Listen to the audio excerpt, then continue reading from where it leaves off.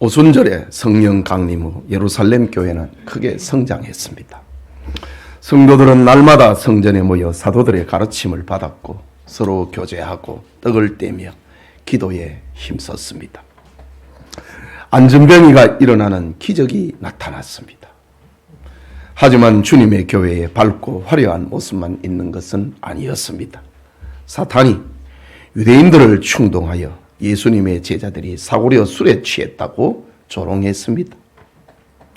권력을 동원하여 사도들을 잡아 예수님의 이름으로 말하지 말라고 협박했습니다. 그리고 교회 내부적으로는 헌금 문제로 거룩성을 빼앗으려 했습니다. 그리고 구제 문제로 교회의 분열을 일으켰습니다. 그러나 사도들과 교회는 믿음과 지혜와 겸손과 담대함으로 시험을 극복했습니다. 그러자 사탄은 더 강력한 방법으로 교회를 압박했습니다. 권력을 이용하여 교회를 박해하는 것입니다. 스데반을 돌로 쳐 죽이고 회당과 집집으로 찾아다니며 그리스도인들을 잡아내었습니다. 박해는 사단이 할 수 있는 가장 효과적이고 가장 잔인하게 성도들의 신앙을 무너뜨리는 방법이었습니다. 세상 권력자가 무력으로 성도들을 죽이는데 무슨 수로 피할 길이 있겠습니까? 그런데 성경을 보면은 사탄이 잔인하게 교회를 공격해도 하나님은 그것까지 사용하여 자신의 뜻을 이루어 가심을 봅니다. 오늘 우리가 읽은 본문은 교회가 당한 최악의 상황을 극복하는 장면을 기록하고 있습니다. 이 시간 베드로는 옥에 갇혔고 라는 제목으로 하나님의 말씀 받고자 합니다. 말씀을 듣는 우리 모두에게 하나님의 은혜가 임하기를 소원합니다. 먼저 교회를 박해하는 헤롯 왕을 봅니다. 본문 1절과 2절에 그때에 헤롯 왕이 손을 들어 교회 중에서 몇 사람을 헤아려 하여 요한의 형제 야고보를 칼로 죽이니 라고 했습니다. 여기 헤롯 왕은 헤롯 아그리파 1세인데 헤롯 대왕의 손자이고 세례 요한을 죽였던 헤롯 안티바스의 조카가 되는 사람입니다. 그는 팔레스틴을 통치하는데 유대인들의 협조가 대단히 중요하다는 사실을 알았습니다. 그래서 유대인들의 비위를 맞추기 위하여 그들의 가려운 부분을 긁어주기로 한 겁니다. 그것은 예수는 하나님의 아들이요 그리스도다 라고 증거하는 교회의 지도자들을 죽이는 것이었습니다. 헤롯 왕은 요즘 말로 하면은 백성들의 가려운 데를 긁어주고 자신의 정치적 이득을 얻는 포퓰리즘 정책을 편 것입니다. 헤롯은 예수님의 제자 야고보를 잡아서 칼로 죽였다라고 합니다. 3절과 4절을 보면은 유대인들이 이 일을 기뻐하는 것을 보고 베드로도 잡으려 할세 때는 무교절 기간이라 잡음에 옥에 가두어 군인 내식인 내패에 맡겨 지키고 6월절 후에 백성 앞에 끌어내고자 하더라고 했습니다. 헤롯 왕은 옳고 그름이나 진리와 비진리에서는 관심이 없습니다. 단지 백성들이 자기를 지지하느냐 반대하느냐 여론만 중요하게 여겼습니다. 여론을 이용하는 정치인의 전형의 모습을 헤롯에게서 보게 됩니다. 야고보를 죽였는데 유대인들이 자기를 지지하는 여론의 맛을 보았습니다. 그는 예수님의 수제자 베드로까지 죽이면 유대인들의 지지를 한몸에 얻을 수 있을 것으로 생각했습니다. 그런데 베드로를 체포한 날은 무교절이었습니다. 무교절은 6월절이라고 부르기도 하는데 유대인들이 유월절에 어린 양의 피 외에는 다른 어떤 피를 흘리는 것도 원하지 않았습니다. 예수님을 십자가에 못 박아 죽일 때에도 유월절 전에 처형해 달라고 빌라도 총독에게 밀란처럼 긴급 재판을 요구했던 것도 이 같은 이유였습니다. 헤로당은 로마에 죄를 짓지도 않은 베드로를 체포했습니다. 하지만 유대인들의 종교 문제를 배려해가지고 처형을 명절 후에 명절이 끝나는 날 하기로 했습니다. 베드로를 자신의 정치 활동의 중요한 제물로 삼고자 한 것입니다. 교회는 스데반의 순교 후에 다시 위기에 빠지게 됩니다. 지도자를 잃게 되었습니다.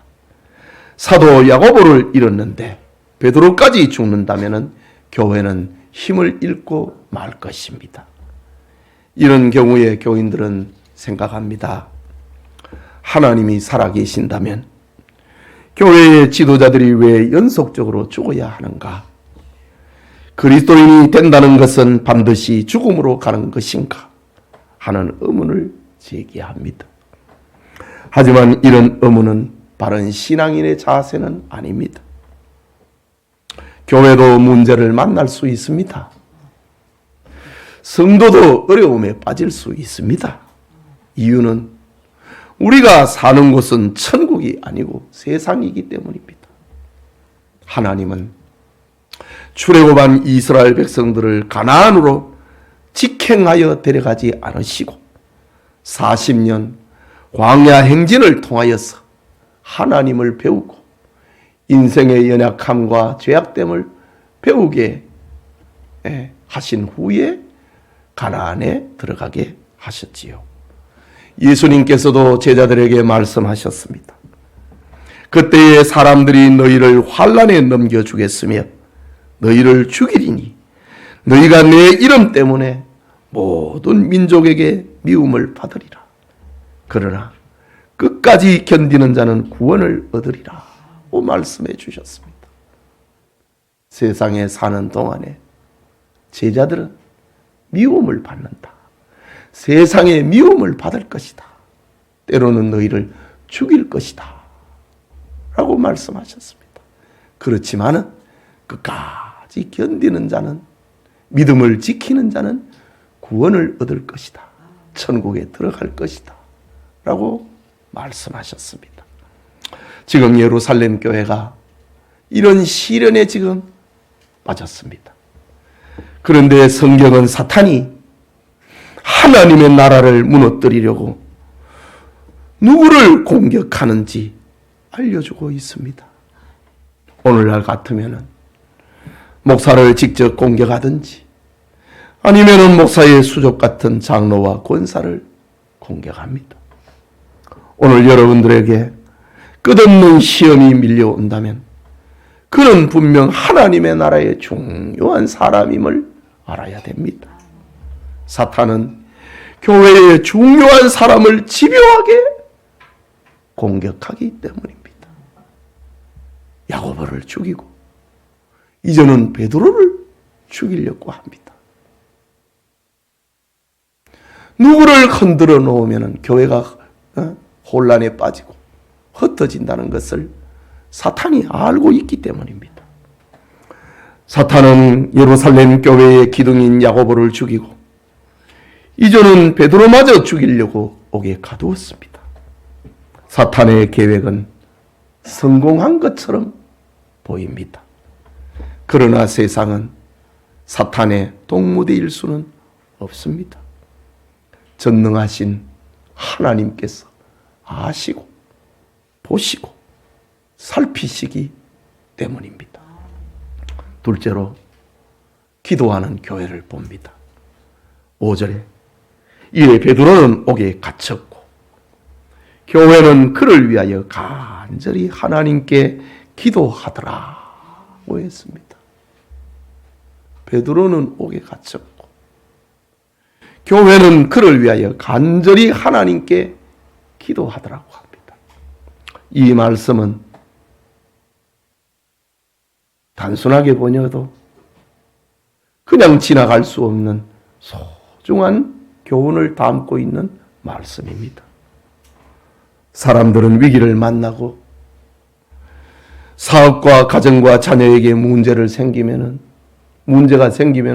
어떻게 합니까?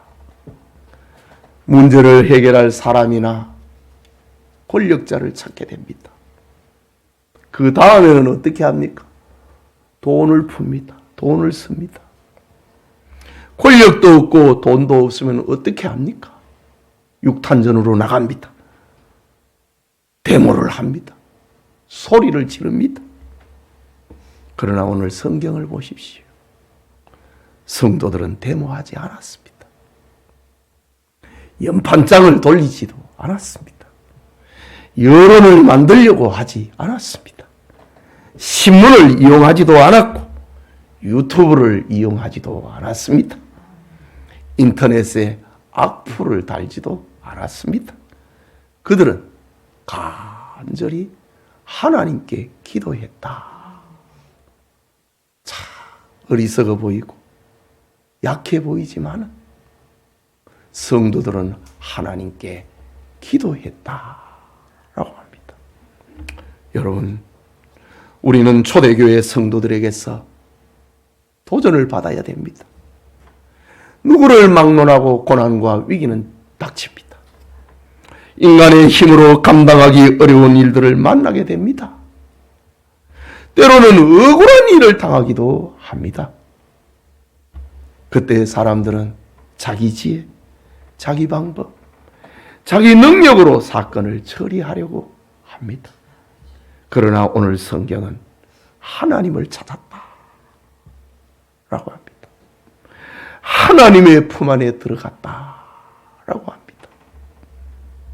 이것이 세상의 소금과 빛된 성도들의 삶이기 때문입니다. 이것은 초대교회뿐만이 아니라 기독교 전 역사가 우리에게 교훈하고 있는 진리입니다. 요즘 기도하는 사람들의 숫자가 적은 것을 보면 세상 방법, 자기 방식으로 사는 사람들이 많은 것 같습니다. 성도는 성전에서 무릎을 꿇고 기도해야 합니다. 손을 들고 하나님을 찾아야 합니다. 베드로가 옥에 갇혔을 때 초대교회 성도들을 보십시오. 그들은 간절하게 하나님께 기도했다. 마음과 힘을 모아 기도했다고 합니다. 위기의 순간에 한 곳에 모여서 기도했다고 합니다.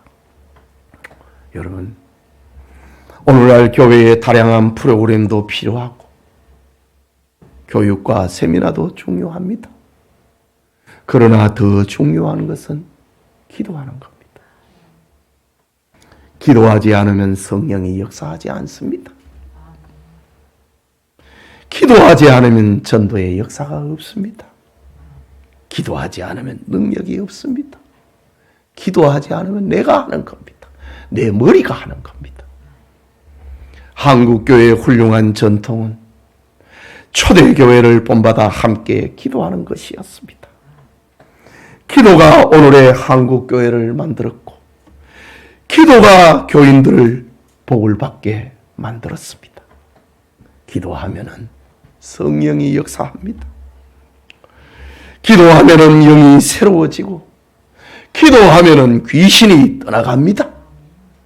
오늘 여러분들에게 이런 기도가 회복되기를 축복합니다. 잠자던 영혼이 깨어나서 기도하기를 바랍니다. 기도하면은 됩니다. 기도하면은 할 수 있습니다. 기도하면 이루어집니다. 여러분, 기도보다 인간의 힘으로, 돈으로, 인간관계로 문제를 하려고 하면은 또 다른 문제가 생기는 거 알고 계시지요? 그러나 기도하면은 하나님께서 일하십니다. 위기가 한 길로 들어왔으나 7 길로 도망한다고 했습니다. 역사와 사건을 주장하시는 하나님이 우리를 기도학교에 입학시키려고 사탄에게 문제를 일으키도록 허락하신 겁니다. 그런데 기도하지 아니하면 고난당하는 것이 허위로 돌아가 버리고 마는 겁니다. 기도하게 하시려고 환난을 허락하신 겁니다.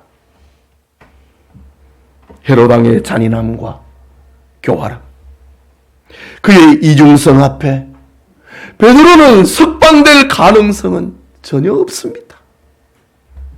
그런데 교회는 그를 위하여 간절히 기도했다고 합니다. 전혀 풀려날 수 없는데 교회는 포기하지 않고 기도했다고 합니다. 성도가 세상을 상대하는 방법은 이처럼 무력이나 권력이나 아이디어나 데모가 아니라 기도입니다. 기도로 세상을 상대하고 기도로 세상을 이기는 우리 성도님들이 되시기를 축복합니다. 마지막으로 기도 응답을 체험하는 교회입니다. 6절을 봅니다. 헤롯이 잡아내려고 하는 그 전날 밤에 베드로가 두 군인 틈에서 두 쇠사슬에 매여 누워 자는데 파수꾼들이 문 밖에서 옥을 지키더니 라고 합니다. 얼마나 베드로가 중죄를 지었으면 4명씩 4패로 조를 나누어서 베드로를 감시했다고 합니다. 베드로를 감옥에 가뒀는데 감옥에 가둬는 철장 안에 또 간수 2명을 넣어갖고 양팔에 쇠사슬을 묶었다고 합니다. 또 문 앞에 군인들이 또 지키고 있습니다. 베드로가 죽는 전날 밤입니다. 베드로는 두 군사 틈에 쇠사슬에 매여 잠이 들었습니다. 감옥 문 밖에서도 파수꾼들이 지키고 있습니다. 사도행전을 기록하고 있는 누가는 베드로의 탈출 가능성이 전혀 없었다, 0%도 없었다라는 사실을 이렇게 기록하고 있습니다. 더 놀라운 것은 베드로가 두 군사 사이에 누워서 잠을 자고 있었다는 사실입니다. 내일 죽는데 잠이 옵니까? 보통 사람 같으면 내일 죽으면은 그날은 잠 못 잡니다. 그래서 사형수에게 사형을 선고해도 집행 날짜는 안 가르쳐 주지 않습니까? 그런데 명절이 끝나면은 죽게 될 베드로, 오늘이 명절이 끝나고 내일이면은 헤롯 왕이 베드로를 칼로 죽이면서 정치 쇼를 합니다. 내일이면 죽게 되는데 베드로는 두 군인 사이에 마지막 단잠을 자고 있었습니다. 베드로에게 닥친 죽음이 가짜였기 때문이었을까요? 나는 풀려날 것이다, 그런 믿음이 있었기 때문일까요? 아니지요. 그의 신경이 둔해서 잠을 자고 있었을까요? 그것도 아닙니다. 내일 죽는다, 그것은 사실입니다. 그런데 베드로가 잠을 자고 있었다. 조금 이따 보겠지만은 얼마나 깊은 잠을 잤는지 천사가 옆구리를 쿡쿡 찔렀다고 합니다.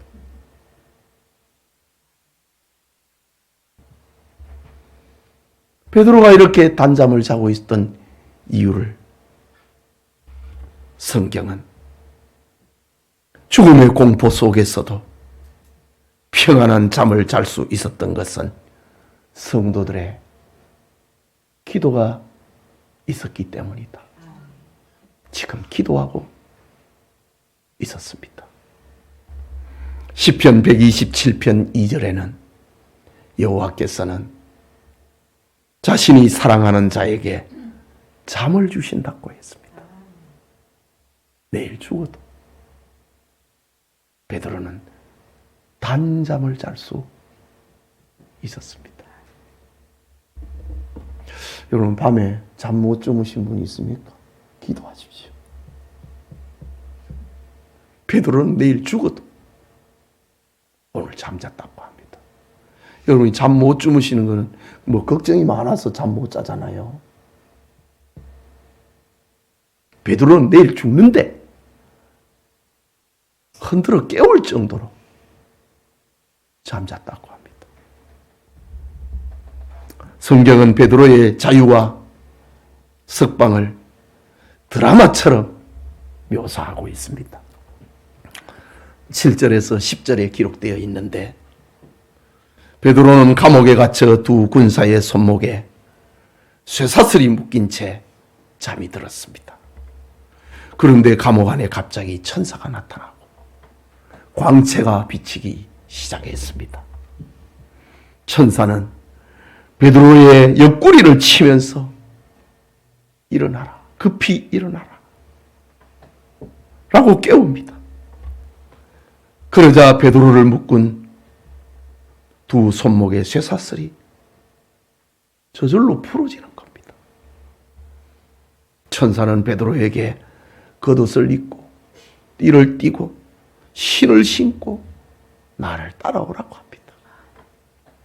베드로는 천사를 따라가면서 꿈이나 환상을 보는 것으로 생각했습니다. 자기도 믿겨지지 않았습니다. 첫째와 둘째 파수꾼을 앞을 지나가는데 그들은 베드로를 보지를 못합니다. 그리고 마지막 옥문에 이르자 문이 저절로 열렸습니다. 그리고 예루살렘 거리 한 블록을 걸어가자 천사는 사라지고 보이지 않았다고 합니다. 베드로가 그제야 정신이 들어서, 하나님께서 나를 풀어주셨구나. 11절에 보면 이에 베드로가 정신이 들어 이르되, 지금까지 꿈꾸는 줄 알았다 이 말이지요. 내가 이제야 참으로 주께서 그의 천사를 보내 나를 헤롯의 손과 유대 백성들의 모든 기대에서 벗어나게 하신 줄을 알겠노라 하여 깨닫고 마가라 하는 요한의 어머니 마리아의 집에 가니 여러 사람이 거기에 모여 기도하고 있더라. 우리는 소설의 한 장면이 아니라 역사적인 사건이 있다는 것을 잊지 말아야 합니다. 기도의 세계는 이렇게 신비하다는 겁니다. 헤롯 베드로를 잡아놓고 파수꾼들에게 철동같이 지키라고 명령했지만 하나님께서 풀어버리자 아무도 베드로의 자유나 그의 석방을 막거나 저항할 자가 없었습니다. 베드로 자신도 자기에게 일어나는 일이 꿈을 꾸는 것처럼 여겼다고 합니다. 기도의 능력은 이렇게 신비의 세계로 인도한다 라는 것을 알려주고 있습니다. 여러분, 다니엘서 9장 23절에 보면은 가브리엘 천사가 다니엘에게 하나님의 계시를 전합니다. 다니엘이 이 세상의 장래가 어떻게 될 것인가? 바벨론이 무너지고 페르시아 제국이 등장하고 헬라가 등장하고 로마가 등장하는 미래가 어떻게 될 것인가? 다니엘이 기도했습니다. 그런데 가브리엘 천사가 다니엘에게 장차 일어날 계시를 알려줄 때 하는 말, 네가 기도를 시작할 즈음에 명령이 내렸으므로 이제 내가 알리려 왔느니라. 너는 크게 은총을 입은 자라. 여러분, 기도하는 사람은 하나님 앞에 은총을 입은 사람입니다. 다니엘은 미래가 궁금하여, 이 세상 종말이 어떻게 될 것인가 궁금하여 기도했는데, 네가 기도를 시작할 때에 하나님의 명령이 내게 내려 내가 그것을 너에게 전하려고 여기에 왔노라. 너는 하나님의 은총을 입은 자라고 했습니다.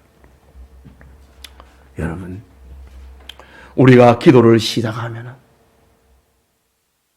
하나님께서 역사하십니다. 주님은 구하면 주시고 찾으면 찾게 하시고 두드리면 열어주신다고 약속했습니다. 하나님은 우리에게 온갖 좋은 것들을 마구 뿌리는 것이 아니라 기도하게 하시고 응답하심으로 하나님이 살아계심을 믿게 하시는 겁니다. 우리 성도님들에게 기도가 있고 기도의 응답이 임하기를 축복합니다. 사랑하는 성도 여러분, 오늘의 교인들은 촘촘하게 짜놓은 계획 앞에 기도를 말하지만 간절하게 기도하지 않습니다. 교회는 먼저 대책회의를 세우고 먼저 잘잘못의 진위를 캐려고 합니다. 그러나 초대교회는 먼저 기도했다고 합니다. 말씀을 정리하고 설교를 마치려고 합니다. 베드로를 죽이기로 한 사탄의 전략은 거의 성공할 뻔했습니다. 아니, 성공하는 것처럼 보였습니다. 그러나 결국은 사탄의 전략이 패하고 말았습니다. 이유가 무엇입니까? 성도들의 기도가 있었기 때문입니다. 주님은 우리에게 기도를 명령하십니다.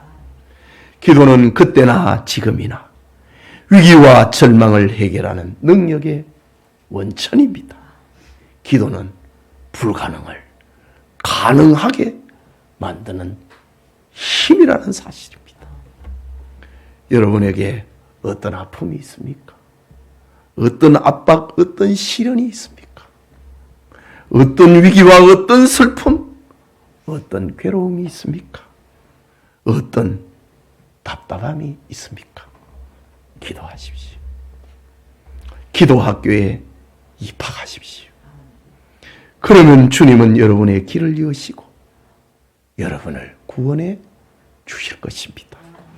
기도의 능력을 체험하는 영천의 성도님들이 다 되시길 축복합니다. 우리 말씀을 생각하고 함께 기도합시다. 기도의 세계는 신비입니다. 기도의 세계는 능력입니다. 기도의 세계는 불가능을 가능하게 합니다. 할 수 있게 만듭니다. 믿는 자에게는 능치 못함이 없다고 주님이 말씀하셨습니다. 기도로 세상을 대하고 기도로 세상을 이기고 기도로 아픔을, 기도로 슬픔을 극복을 하는 우리 교우들이 되기 위하여 기도합시다. 자비하신 하나님 아버지, 3월이 지나가는 마지막 주일에 베드로는 옥에 갇혔고 교회는 그를 위하여 간절히 하나님께 기도하더라 라는 말씀을 받았습니다. 하나님, 기도하는 교회, 기도하는 성도, 기도로 신비를 체험하는 것은 성경 속에만 있는 것이 아니고 신비를 우리의 삶 속에 끌어오는 것이 기도라고 했습니다. 이 능력을 우리의 삶에 끌어오는 것이, 가져오는 것이 기도라고 했습니다. 하나님, 우리도 이런 능력, 이런 신비, 이런 치료를 체험할 수 있도록 은혜 베풀어 주시옵소서. 내 방법으로, 내 머리로, 내 지혜로 사는 것이 아니라 기도로 세상을 대하고 기도로 세상을 이기는 그리스도인들이 되게 하여 주시옵소서. 하나님, 주의 말씀을 받고 기도합니다. 우리의 기도를 온전하게 하옵소서. 성경 속의 이야기가 나와 내 가정의 이야기가 되게 하여 주옵소서. 예수님 이름으로 기도합니다. 아멘.